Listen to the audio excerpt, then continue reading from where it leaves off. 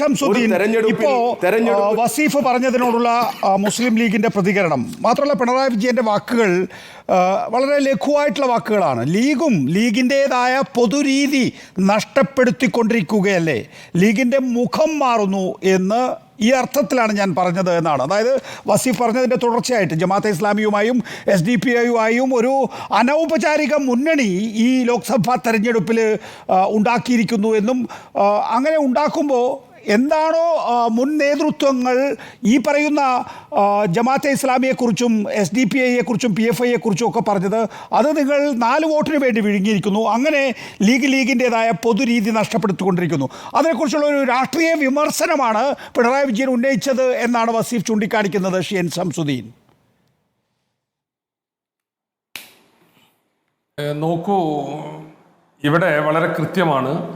ഈ തെരഞ്ഞെടുപ്പിൽ CPMന് കേരളത്തിൽ ഉണ്ടായിട്ടുള്ള ചരിത്രത്തിൽ ഏറ്റവും വലിയ പരാജയം, ആ പരാജയത്തിൻ്റെ കുന്തമുന ഇപ്പോൾ പൂർണ്ണമായും പിണറായി എന്ന് പറയുന്ന കേരളത്തിലെ പോളിറ്റ് ബ്യൂറോ അംഗവും മുഖ്യമന്ത്രിയുമായിട്ടുള്ള നേതാവിലേക്ക് തിരിയുകയാണ്. പാർട്ടിയിൽ തന്നെ നിശിതമായ വിമർശനങ്ങൾ പിണറായിക്കെതിരെ വന്നു.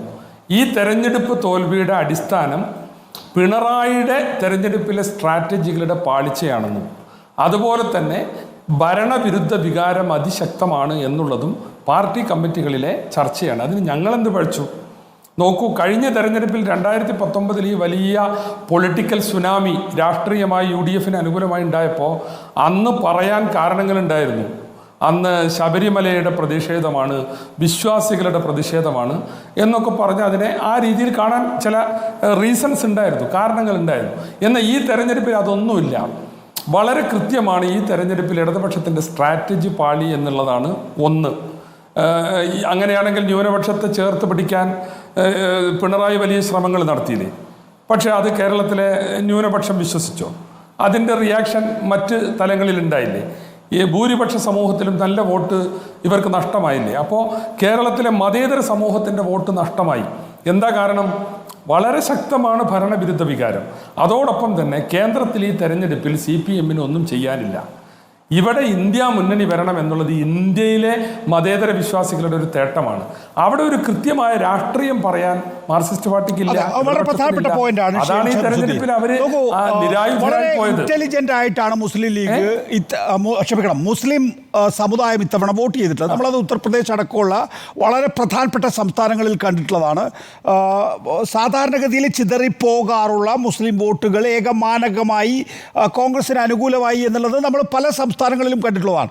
കഴിഞ്ഞ കർണാടക നിയമസഭാ തെരഞ്ഞെടുപ്പ് എടുത്താലും ആ നിലയിൽ തന്നെയാണ് നമ്മൾ കണ്ടിട്ടുള്ളത്. വലിയ നിലയിൽ ബഹളമൊന്നും ഉണ്ടാക്കാതെ കൃത്യമായി കോൺഗ്രസിന് ഏകോപിതമായി വോട്ട് ചെയ്തു. കേരളത്തിൽ 2 സെക്യുലർ ശക്തികൾ ഒരേ സമയം മുസ്ലിം സമുദായത്തിൻ്റെ മുമ്പിലുള്ളപ്പോൾ കൂടുതൽ ദേശീയ പ്രാധാന്യമുള്ള രാഷ്ട്രീയ പാർട്ടി എന്നുള്ള നിലയിൽ കോൺഗ്രസിനെ സമീപിച്ചു എന്ന കാര്യത്തിൽ തർക്കമില്ല. അതിനോടൊപ്പം തന്നെ താങ്കൾ ചൂണ്ടിക്കാണിച്ചതുപോലെ തന്നെ ഭരണവിരുദ്ധ വികാരമൊക്കെ ഉണ്ട് എന്നത് തന്നെ സമ്മതിക്കുന്നു. പക്ഷെ അവിടെ അല്ലല്ലോ പ്രശ്നം. നിങ്ങൾ എന്താണ് യഥാർത്ഥ വിഷയത്തിലേക്ക് വരാത്തത്?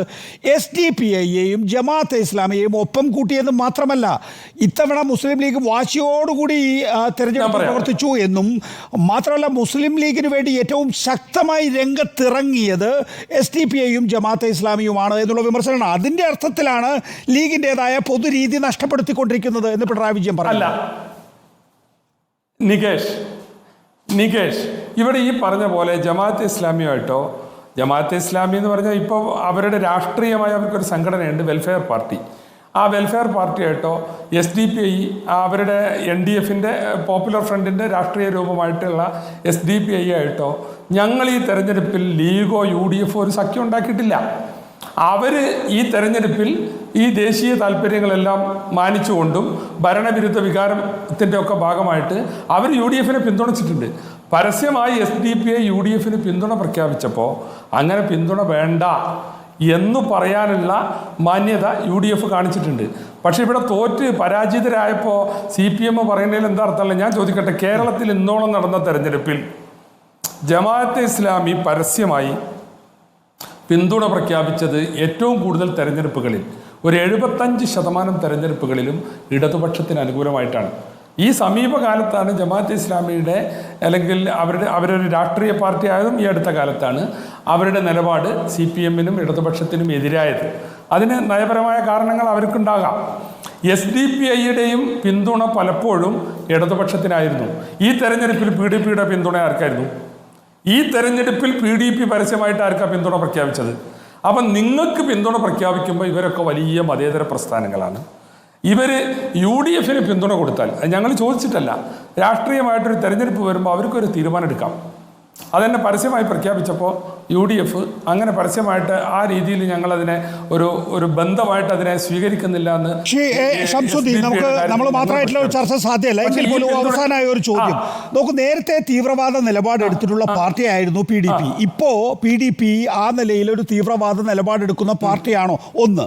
രണ്ടാമത്തേത് നോക്കൂ, ജമാഅത്തെ ഇസ്ലാമിയുടെ വെൽഫെയർ പാർട്ടിയാണ് ഞങ്ങൾക്ക് പിന്തുണ പ്രഖ്യാപിച്ചത് എന്ന് പറയുമ്പോൾ ജമാഅത്തെ ഇസ്ലാമിയും വെൽഫെയർ പാർട്ടിയും വ്യത്യസ്തമല്ല, PFIയും SDPIയും വ്യത്യസ്തമല്ല. താങ്കൾ പറഞ്ഞു CPMനെയാണ് പല ഘട്ടങ്ങളിലും ജമാഅത്തെ ഇസ്ലാമി സഹായിച്ചിട്ടുള്ളത്. ശരിയാണ്, തദ്ദേശ ഭരണ തെരഞ്ഞെടുപ്പുകളിലൊക്കെ തന്നെയും ഈ സാമ്പാർ മുന്നണി ഉണ്ടായിട്ടുണ്ട് എന്ന് നമുക്കറിയാവുന്നതാണ്. പക്ഷേ ഇവിടെ രാഷ്ട്രീയമായ പിന്തുണയാണ് കോൺഗ്രസിന് UDFന് ലഭിക്കുന്നത് എന്നാണ് പിണറായി വിജയൻ ആക്ഷേപം ഉന്നയിക്കുന്നത്.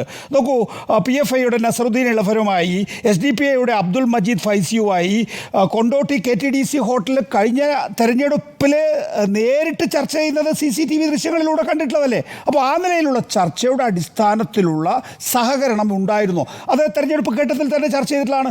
തെരഞ്ഞെടുപ്പ് കഴിഞ്ഞതിന് ശേഷമുള്ള ഒരു പോസ്റ്റ് പോൾ അലയൻസിൽ, പോസ്റ്റ് റിസൾട്ട് അനാലിസിൽ ലീഗിന് വേണ്ടി അതിശക്തമായി മുസ്ലിം ന്യൂനപക്ഷ സമുദായത്തിനിടയിൽ പ്രവർത്തിച്ചത് ഈ രണ്ട് തീവ്ര വർഗീയ നിലപാടുകാരാണ് എന്ന് കാണുമ്പോൾ അതിനെതിരായ രാഷ്ട്രീയ വിമർശനം ഉന്നയിക്കുന്നു എന്നും നിങ്ങളുടെ മുഖം മാറുന്നു എന്നും മറുപക്ഷത്തു നിന്നുള്ള ഒരു വിമർശനം ഉണ്ടാകില്ലേ ശംസുദ്ദീൻ?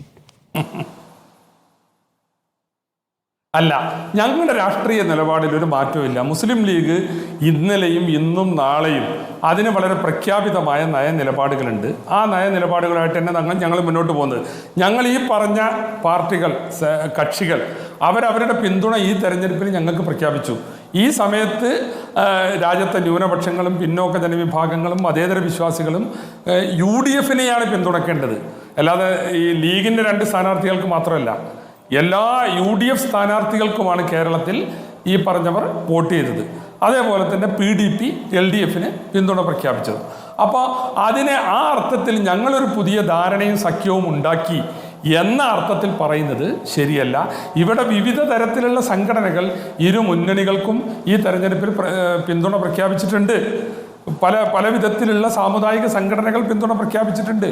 ഇവിടെ പ്രശ്നം എന്താണെന്ന് വെച്ചാൽ CPM എല്ലാ അർത്ഥത്തിലും അവരുടെ പെട്ടി കാലിയായിപ്പോയി. അവരുടെ ഒരു രാഷ്ട്രീയ തന്ത്രവും ഇവിടെ വിലപ്പോയില്ല. അതിന് ഞാൻ പറയുന്ന കാരണം ഇതാണ്: കൃത്യമായ രാഷ്ട്രീയമുണ്ടായിരുന്നില്ല. ഇത് ദേശീയ തലത്തിൽ പാർലമെന്റിലേക്കുള്ള തെരഞ്ഞെടുപ്പാണ്. CPM അവിടെ അപ്രസക്തമാണ്. അവർ രാഹുൽ ഗാന്ധിയെയും മറ്റും വിമർശിച്ചുകൊണ്ട് ഒരു പുതിയ നിലപാട് പ്രഖ്യാപിച്ചു നോക്കി, അത് ഏശിയില്ല. പക്ഷെ അതിലേറെ ശക്തമായിരുന്നു കേരളത്തിലെ ജനങ്ങളുടെ ഭരണവിരുദ്ധ വികാരം. നിത്യോപയോഗ സാധനങ്ങൾ കിട്ടാനില്ല, പെൻഷൻ കിട്ടുന്നില്ല, ശമ്പളം കിട്ടുന്നില്ല, അതുപോലെ തന്നെ ആശുപത്രിയിലെ സൗജന്യ ചികിത്സകളെല്ലാം പോയി, ഹെൽത്ത് ഇൻഷുറൻസ് കാർഡ് പോലും ഒരാശുപത്രിയിലും എടുക്കുന്നില്ല. ജനം വളരെ ദുരിതത്തിലാണ്. എങ്ങനെ ഈ തെരഞ്ഞെടുപ്പിൽ നിങ്ങൾക്ക് അനുകൂലമായിട്ട് വോട്ട് ചെയ്യും? അതാണ് സംഭവിച്ചത്. അതിന് ഞങ്ങളുടെ മെക്കെട്ട് കയറിയിട്ട് കാര്യമില്ല. വ്യക്തമാണ്.